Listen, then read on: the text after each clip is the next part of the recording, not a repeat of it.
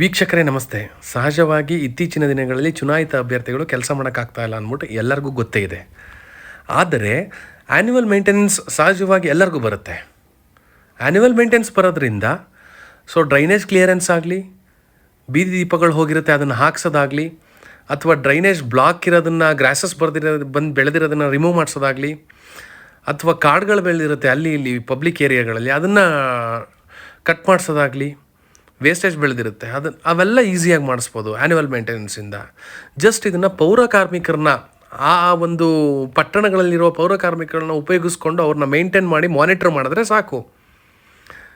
ಇದು ದಯವಿಟ್ಟು ಎಲ್ಲ ಕಾನ್ಸ್ಟಿಟ್ಯೂಯೆನ್ಸಿ ಇರುವ ಎಲ್ಲ ಎಲೆಕ್ಟೆಡ್ ಮೆಂಬರ್ಸ್ಗೂ ದಯವಿಟ್ಟು ರೀಚ್ ಆಗಬೇಕಿದು.